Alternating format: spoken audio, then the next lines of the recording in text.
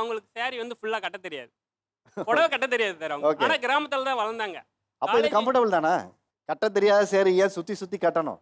போட தெரிஞ்ச பேண்ட்ட சட்டுன்னு போட்டு வர்றது தானே அவங்க அழகா போட்டு வந்து உட்காந்துட்டாங்களே. எதனால அத மாத்த சொன்னீங்கன்னு தான் நான் கேட்கிறேன். இல்ல சார் இந்த ஷோ வந்து எல்லாரும் பார்த்துட்டு இருப்பாங்க. எங்க வீட்லயும் பார்ப்பாங்க. ஆ. எனக்கு வந்து அந்த இடத்துல கேள்வி வரும். கண்டிப்பா வரும். எங்க அக்காங்க சிஸ்டர் கிட்ட இருந்து கண்டிப்பா கேள்வி உங்க வரும் சார். சிஸ்டர்ட்ட இருந்து கேட்பாங்க. கண்டிப்பா கேள்வி வரும் சார். அதே மாரி எ கிராமத்துல அந்த ஷர்ட் போட்டா எப்படி ரியாக்ட் பண்ணுவாங்கன்னு தெரியும். ஆ. கண்டிப்பா அது கொஸ்டின் வரும். அதனால நான் என்ன சேஞ்ச் ரியாக்ட் பண்ண சொன்னேன். பண்ணுவாங்க? என்ன கேள்வி இதுவரைக்கும் அப்படி ஒரு எதிர்கொண்டிருக்கீங்கன்னு கேட்கிறேன். இப்ப ஜீன்ஸ் ஷர்ட் போட்டுட்டு இருந்தாங்கன்னா, நம்ம வில்லேஜ்ல வந்து யாரும் அந்த மாரி பண்ண மாட்டாங்க. வில்லேஜ் நீங்க எந்த ஊரு? திருவண்ணாமலை சார். திருவண்ணாமலை. திருவண்ணாமலை மாவட்டத்துல மொத்தத்துல இருக்கிறவங்க கூட இப்படி இல்ல. அவ்வளோ பேர் ஃபாரினர்ஸ் வர்றாங்க இன்னைக்கு. அதனால எனக்கு தெரிஞ்சு திருவண்ணாமலையிலிருந்து இப்படி வந்த ஒரு பெண் வந்து என்ன பாசிட்டிவா இருக்கோ அதை தான் நம்மளும் சொல்லணும். இப்போ உங்க சிஸ்டர் வந்து இருக்காங்க அப்படின்னா அவங்களும் இந்த ஷோ பார்த்துட்டு இருப்பாங்க.